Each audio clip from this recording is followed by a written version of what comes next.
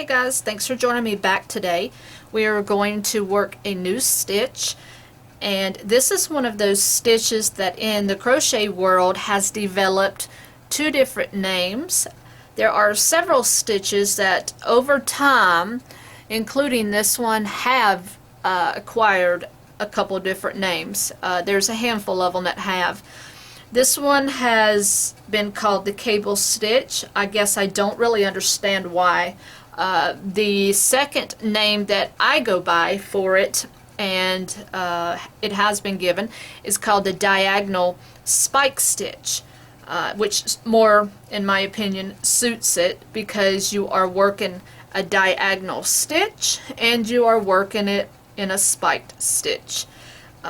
Because diagonal stitches go across and they also are spiked, which means they're working underneath other stitches that are from a row above them. So just more or less suits the name, but it just so happens it's been given the name cable stitch as well. So I did put the title for both for this stitch. So we're going to get started, and I am using a basic 4.5mm hook and a 4-weight Caron yarn. So you want to chain in multiples of 4 plus 2 and add 2 for your base chain. So you want to skip the first 3 stitches, and then you want to do 3 double crochet in a row. So 1,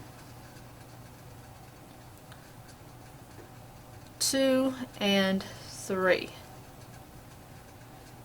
Okay, so the first row is just a little more trickier than the next or the following rows actually, and only because you're not working in an actual stitch down here for your diagonals. You're working in the remaining loops on this foundation chain. So you just want to yarn over, and you're going to go back to that first double crochet of the 3 that you put in, and you're going to go into that bottom loop. So it may do you some good, like it does for me, to actually grab hold of that first chain 3, and then what you're going to do is just insert your hook into that loop, and then you're just going to work your regular double crochet.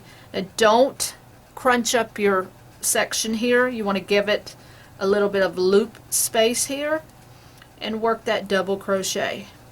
Okay, so you just completed your first diagonal spike. Now you want to skip that next stitch, then you're going to put 3 double crochet in a row. So 1, 2, and 3. Now you're just going to work that same procedure. So go back to the bottom of that first double crochet and work a double crochet spiked stitch into that bottom loop. Okay, skip that next stitch and work 3 doubles in a row. So 1, sorry guys, I think I went out of the camera a bit, 2, and 3. Alright, so go back to that beginning double crochet here and work your next diagonal into that bottom loop.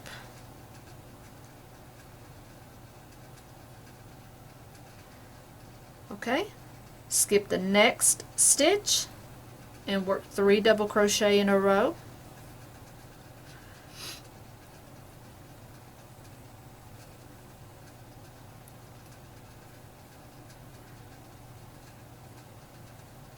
And then repeat that. So go back to that first of the 3 here and work the diagonal double crochet. Okay, now you want to skip the next stitch, and then you want to put a double crochet into that last stitch. Okay, so now this is what you're going to have at the end of your first row. Now you see that your diagonal stitches are all here, and don't don't get bothered if they're not going through the very center. You know, you can actually take them and move them up a little bit, but you know, they are where they are. They're just pretty much sectioned to where they're supposed to be. So they're actually supposed to be more or less over the very first stitch rather than the center. Alright, so now you want to turn. Now row 2 is the row you're going to be repeating. So you want to now chain up 3, and that's going to count as a double crochet. Now this is not counted as your first stitch. This is counted as your first stitch, okay? So you're going to skip that first stitch, and then you're going to do a 3 double crochet in a row. So 1, 2, and 3. Okay, so it's going to look a little offset, and that's the way it's supposed to look. Now you're going to actually work your next spiked double crochet. So now, as opposed to where we were working in the bottom loops here, you're actually going to be working in the stitches, the top of the double crochet stitches from this previous row. So now you're going to yarn over, and you're going to go back to where you started your first double crochet, and you're just going to work into the top of that double crochet from under it. So you're going to go right here in the top of this stitch and work your spike stitch, which is going to be a lot easier than your foundation row. Okay, so skip the next stitch, work 3 double crochet. And the point of it is to be a little, looks a little offset, but not really. Alright, so go back and do the same thing. You want to go back underneath that first double crochet of this set and work underneath. Make sure you go into the top of that double crochet from the previous row. Skip the next double crochet and work 3 doubles in a row.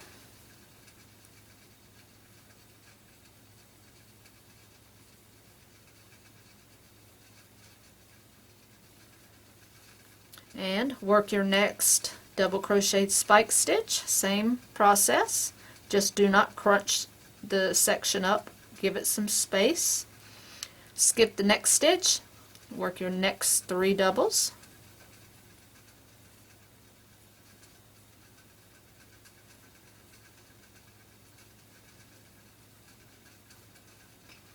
Okay, and now work your last spiked double here. And work a double crochet in the top of that turning chain. Alright, and then there's the end of that second row. And I think color change, you know, if you wanted to do color changing through this would be absolutely beautiful. Now if I turn this over, you can start to really see those spike stitches. Now you're just going to simply repeat row 2 for the entire play of your pattern. So chain up 3. I'll do this one more row with you. You're going to not pay any attention to this beginning chain because you already put your stitch here with that chain 3. So now you're going to skip the next stitch and work 3 doubles in a row.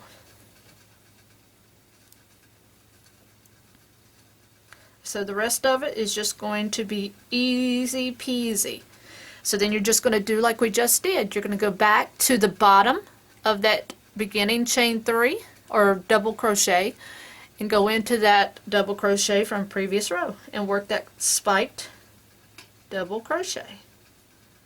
Skip the next and then work 3 doubles.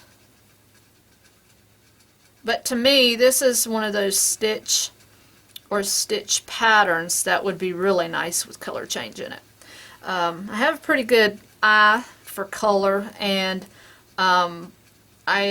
sometimes these stitches or stitch patterns just come across as being good ones or not such good ones for color change.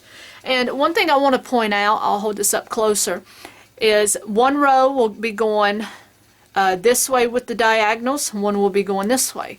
So you see they're slanted opposite of each other. Based on the row.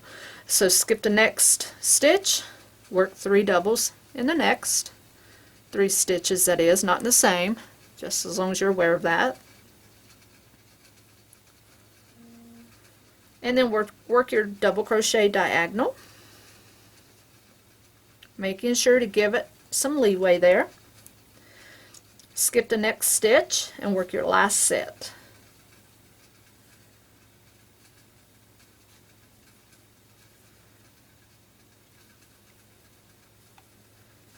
Okay, and work that last diagonal double. And work a double crochet into that last turning chain. And that is all there is to working, for those of you who call this the cable stitch, but I'm going to call it the diagonal spike stitch.